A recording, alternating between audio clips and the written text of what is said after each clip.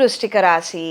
ఈ రాశి వారికి సప్తమ స్థానంలో రవి బుధులు, అష్టమ స్థానంలో శుక్రుడు గురువు, షష్టమ స్థానంలో కుజుడు, పంచమ స్థానంలో శనేశ్వరుడు. ఈ రాశి వారికి అయిన వాళ్ళతోటి విభేదాలు ఏర్పడే అవకాశం ఉంటుంది. కాస్తంత జాగ్రత్తలు అవసరం. ఉద్యోగ నిమిత్తం టెన్షన్స్, యాంగ్జైటీ మరింతగా పెరిగే అవకాశం ఉంటుంది. కొంతమందితోటి ఊహించనటువంటి గొడవలు, చికాకులు, మనస్పర్ధలు తలెత్తే అవకాశం ఉందండి. అప్రమత్తంగా ఉండండి. విహారయాత్రలకు వెళ్ళాలన్న ఆలోచనలు కలిగి ఉంటారు. స్త్రీ సంతానానికి సంబంధించినటువంటి ముఖ్యమైనటువంటి నిర్ణయాలను చక్కగా చేయగలుగుతారు. లీజులు, లైసెన్సులు, టెండర్ల కోసం చేసే ప్రయత్నాలు కలిసి వస్తాయి. ప్రత్యేకించి ప్రభుత్వ అధికారులతోటి మీరు జరిపించుకోవాలనుకుంటున్నటువంటి కొన్ని ముఖ్యమైనటువంటి పనులు, కార్యక్రమాలు, సంతకాలు కావచ్చు, లేకపోతే శాంక్షన్స్ కావచ్చు, ఏదైతే మీరు చేయించుకోవాలనుకుంటున్నారో ఆ నిమిత్తం పనులన్నీ కూడా చక్కగా జరుగుతాయి. మంచి ఉత్తేజాన్ని కలిగి ఉంటారు. ప్రేమించిన వ్యక్తితోటి విభేదాలు ఏర్పడే అవకాశం ఉంటుంది. మనస్పర్ధలు ఉంటాయి. అప్రమత్తంగా ఉండండి.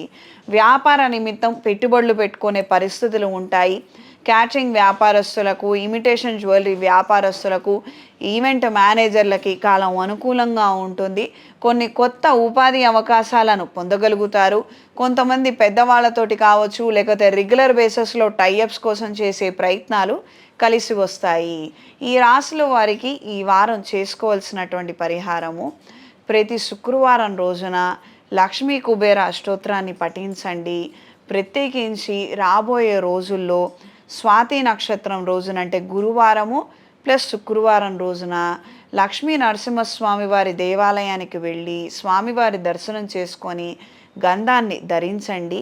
ఎక్కువ శాతం ఇంట్లోనూ బయట చికాగ్గా ఉంది, గొడవలు ఎక్కువగా ఉన్నాయి, మనశ్శాంతి లేదు, క్లియర్గా కెరియర్లో ఎదగలేకపోతున్నామని అనుకున్నవారు శ్రీ లక్ష్మీ నరసింహ పాశుపత హోమాన్ని జరిపించండి.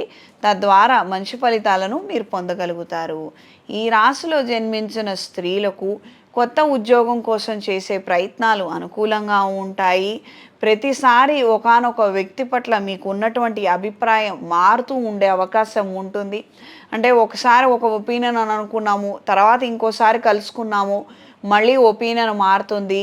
ఈ విధమైనటువంటి స్టెబిలిటీ లేనటువంటి అంశాలు ఎక్కువగా ఉంటాయి. కాబట్టి ఒక దృఢమైనటువంటి నిర్ణయం మాత్రం ఇప్పట్లో చేయవద్దు. కొంతకాలం నిరీక్షించి అంతా ఆలోచించుకొని ఆ తర్వాత మాత్రమే నిర్ణయం చేయండి. ఆహ్లాదకరమైనటువంటి అంశాల పట్ల ఆకర్షణ కలిగి ఉంటారు.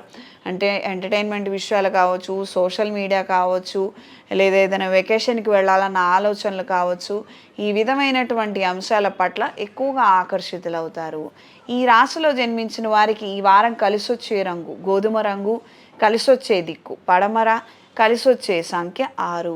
శుభతిథి పంచాంగం ప్రామాణికగా నా పరిజ్ఞానం సహకరించిన మేరకు ఈ వారం ద్వాదశ రాశుల వారి ఫలితాలను తెలియజేశాను. సర్వే జనా సుఖినో భవంతు.